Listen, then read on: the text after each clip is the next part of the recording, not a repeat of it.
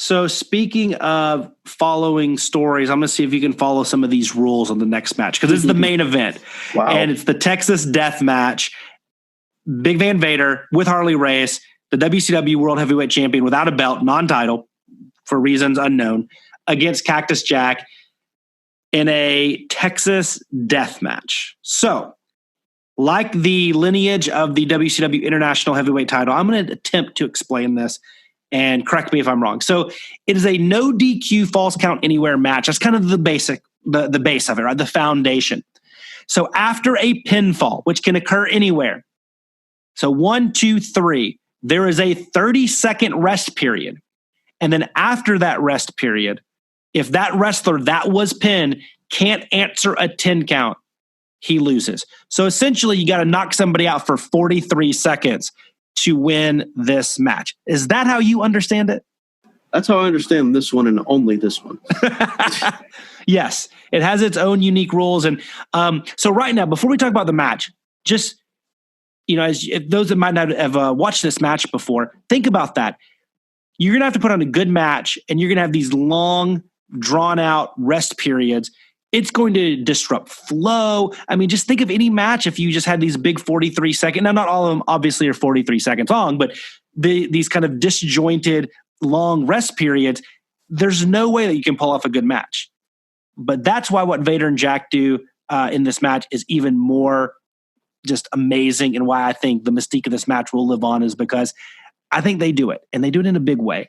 Early on, it's just hard hitting and just these guys are beating the ever-living piss out of each other.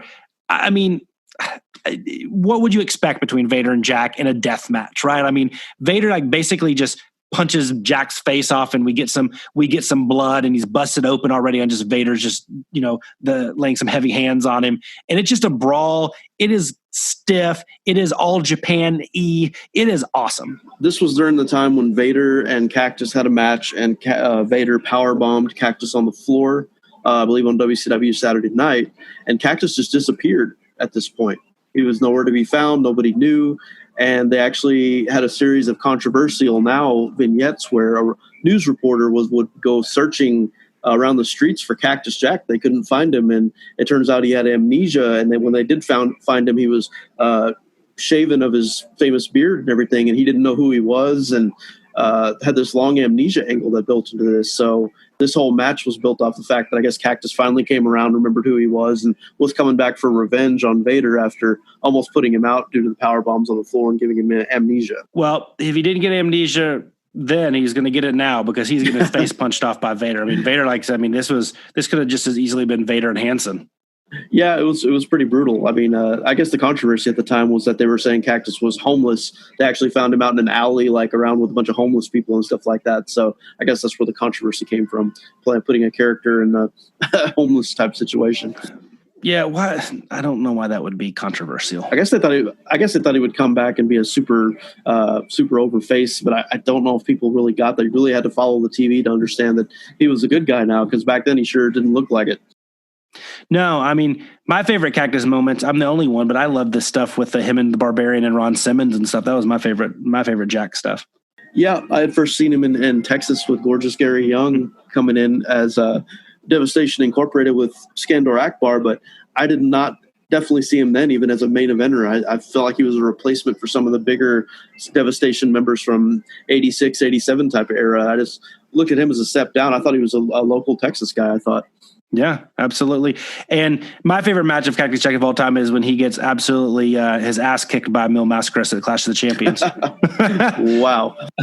No. So anyway, back to the match, though. I mean, they fight into the open grave on the set because it is Halloween Havoc. You got to get the graveyard set worked in there in some way. But you start seeing Harley race. The camera catches him messing with what appears to be a taser. So we know that's going to come into play later. But Vader hits the Vader salt for a pin. So yeah. So we get a big moonsault for Vader, and they're just like I said, beating each other's ass, and they're on the ramp, and Jack is on Vader's back, and then Vader just with all of his weight slams him down as hard as he can on the ramp. It was death. Like I've heard, I know Jack in his or Foley in his book mentioned that he was hoping that move would injure him permanently and he could go home and collect the Lloyd's of London paycheck, like Rick Rude did. But some reason his bones are made of jello and that didn't break every one of them. But that was, of everything on this show, that was the most painful thing that I saw, was that Vader just, like I said, 450 pounds coming crashing down on, or basically sandwiching Cactus Jack on the ramp. Yeah, it seems like all of Foley's near-death spots always seem to be his idea, coincidentally. I mean, anything that looks brutal usually is something he thought of. Yeah, so we get a DDT on a chair on the ramp. So Vader DDTs Jack on the ramp, and that's the pin. So then we got the 1, 2, 3. Then we're on our 30-second rest period. Now, during that 30-second rest period, Jack gets up into his feet. So that's fine. That doesn't count. You still have to eventually answer the 10 count. So they start brawling, and Jack actually goes and hits a DDT on Vader. So they're both, out and kind of struggling to get their feet. Jack is still dazed from before. And so the 10-second call is about to happen, and both are staggering up, and without the ref looking, Race goes over and tases Jack. So he's down as the 10 count starts, and he, of course, doesn't answer because he just got tased in the leg, and Vader wins. So a little confusing because, he was up during that 30-second rest period, which is totally fine, apparently. But when the 10 seconds started, he was back down after the tasing. So I think it was a little confusing, but probably the best way you're going to book somebody to be knocked out for 43 seconds, unless they get like tied down or something, and that would have been very odd. But yeah, in post-match, Jack hits Harley Race with a double arm DDT. That was pretty cool. But what say you about the finish? And was that the best way that you were going to get around this ridiculously terrible stipulation? I would not say a little confusing. I would say a lot confusing, to the point I couldn't even figure it out. I think your explanation probably helped me a little bit understand what the hell was going on here. But I mean, a Texas death match, typically we need to let the listeners know. I mean, there is no 30-second rest period. It's just, if a pinfall happens, you have 10 seconds to get back up, and that's it. And that's hard enough to pull off as it is, I would assume. But this is just, the rules totally did not hold up. I don't know if they held up back then. I think back then, watching it, you didn't see many matches that went all over the arena, so to speak. The blood and all this stuff. I think that's what really made this match back then feel like it was super special. But the rules here, watching it today, were just horrible. And no, I would not have gone this route at all, if at all possible. It was just bad. Totally confusing finish, especially with different counts going on and who gets up first. Oh, Vader was up first, so he won, and the crowd just seemed to be like, what? They didn't even understand, I don't think. Yeah, and I think it's almost like they had the idea of, I want to use a taser as the finish, and let's build a stipulation around that, where, but yes, but here's the thing, and I'm gonna make this statement now. Despite this, the stipulation that really did hurt the flow, this match was awesome. It was my favorite match on the show. I think it is probably one of the better matches of 1993. And I absolutely loved it. It was so different, especially at that time, that you have these two guys just beating the hell out of each other. And despite a crippling stipulation, these guys still pulled it off and had an awesome match that was super fun. It was painful. It made you cringe in the best possible ways. And Vader just, once again, comes across as a legitimate badass worthy of a world title. Change the stipulation and make it for the world title just because, and you might have an all-time great. But even despite that, it was still awesome, and I would watch this match over and over. Super fun. Yeah, I think I still had a hard time at the time seeing Cactus as a main eventer. Like I said, it was for what it was. I probably didn't look at it as highly as you did. I think I looked at it higher before rewatching it. I always looked at it back as the highlight of the show. But I think I didn't see Cactus as a real superstar until he appeared in ECW, I think, with his matches with Sabu. That was like, wow, these are holy shit moments that are really special. And I think that's when it really opened my eyes to what he could really be.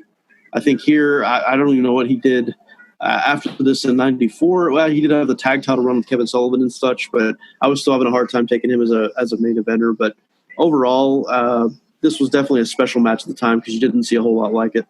Yeah, so going back to the question we posed at the very beginning of the podcast, your vision of this match and kind of rewatching it is not clouded by the fact that Mick Foley is a bona fide main eventer, and it doesn't kind of change that. You're still able to go back in the time machine and look at this match as if you were viewing Cactus Jack in 1993. That is special skills, my friend. That is what makes you a wrestling historian and not somebody like myself. I'm totally influenced by what comes years and years after this. So kudos to you. Yeah, I don't see it. I know the crowd isn't doing they're not behind Cactus yet. I'm not seeing that like you did. Even when Cactus was in WWF and came back, Mick Foley as Cactus Jack, he was super over, megastar at the time. And I just don't think they got it just yet. It just felt like more of a grudge match type of deal. They had to settle an issue with the long story. And it was probably confusing to some people, like I said, because it really played out. I don't think Cactus had been on TV much since the prior April. That's how long this had gone on. That injury angle happened in April. So him coming back like this and definitely being an underdog, it was a great to see him brawl with Vader and everything. But I think after this, he still wasn't ready to be the main event guy just yet. Yeah, and less than 2 years later, he's in IWA, the Kawasaki Dream Tournament, and that's where I view Cactus Jack becoming the true legitimate star, was in that death match tournament with Funk and Gordy and Tiger Jeet Singh and all the great legends over there. That to me is like when somebody says Cactus Jack, I immediately think of Kawasaki Dream. Yeah, I think that's when he really found who Cactus Jack really was and was able to, not just be under WCW's family entertainment type of thing where he didn't fit. I mean, I've read some of his books too, and I don't think he fit there. And when he got to ECW on the loan type deal, he was still a WCW tag champion, but able to go to ECW. I think that's where he saw there were other places where he could really develop and become the superstar that he eventually became. Well, that superstar got a 4 3/4 star, just below a 5-star rating from Meltzer on this in their 16-minute brawl, or 15-minute and 59-second brawl to be specific. So it sounds like Meltzer and I are agreeing here, and you might be, the dissenting opinion here. Yeah, that might be a first, but those rules really got me. Like I said, and even rewatching the finish, I wasn't understanding how it even came to be. And yeah, it was all over the place, but definitely a first.